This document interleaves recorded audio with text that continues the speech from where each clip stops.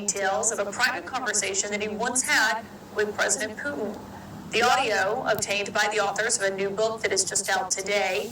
And for context, the president has long said that Putin would never have invaded Ukraine on his watch because of something he told him once privately. Trump had never revealed what that was. I had a very strong conversation with President Putin, and he understood, and I won't go into the great details of the conversation because nobody has to know that, but I will tell you, it never, ever would have happened. I don't want to say it, but did they fear me? I suspect they did. Well, tonight we're learning those details as the audio reveals that Trump says that he threatened not just President Putin, but also China's President Xi Jinping. And this is what he told donors about what exactly that conversation looked like during a private fundraiser last year. To Putin, I said, he was like, I don't believe you. He said, no way, and I said, way. And then he goes like, I don't believe you, but the truth is he believed me 10%. And I told you this, he believed me 10%. Well, I'm with President Xi of China, but I said the same thing to them. I said, you know, if you go into Taiwan, I'm going to bomb the shit out of Beijing. He thought I was crazy. I said, I have no choice. I got something. We're going to bomb Beijing. And he didn't believe me either. He said 10%. And 10% is what you need. In fact, 5% would have been okay too. And we never had a problem. We would have never had a problem. The Trump campaign declined to comment on the content of what you just heard there, but the three deeply sourced reporters who acquired that exclusive audio are joining me now tonight. Josh Jossi of the Wall Street Journal, Isaac Arnsdorf of the Washington Post, of course also Tyler Pager of the Times as well, are all three of the authors on the book that is out today.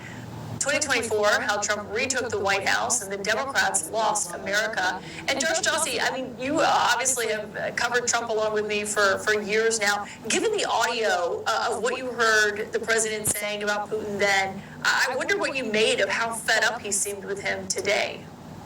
Well, I think what he was trying to tell the donors there, Caitlin, was that he could have deterred this, he could have stopped this. You heard him say on the campaign trail, if you re-elect me, I can stop this immediately. And it's clear Vladimir Putin has not been listening to what Trump wants, right?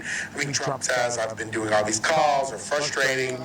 Today he unleashed a profanity as he was sort of describing what he thought of Vladimir Putin and what he was doing. But what you see in that tape is Trump behind closed doors to his richest donors in New York, telling them, you know, I have control over these guys, basically espousing the madman theory, right? They thought I was just crazy enough that maybe I would have done something if they crossed me, and I used that to basically get them to do what I wanted them to do. And I think what the frustration you're seeing now from President Trump, you know, we've reported he says Vladimir Putin has changed.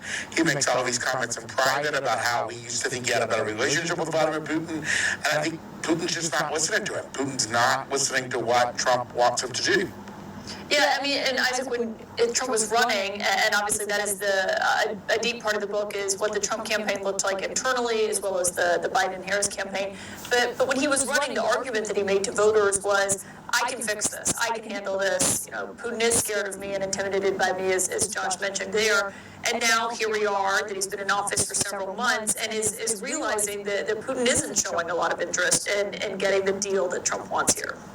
Well, more often than Putin being scared of him, it was, you know, Putin was someone he had a good relationship with. And Trump has often talked about Putin as someone he could make a deal with, you know, that they could find some common ground. And a lot of Russia specialists in the U.S. national security establishment looked at that and said, you know, Putin is not interested in improving relations with the West. He wants nothing to do with the West. It just doesn't work that way. You can just give him what he wants and he's going to go home. That's not a way to resolve this war. And Trump is finding that out the hard way now that he's 6 months into past due.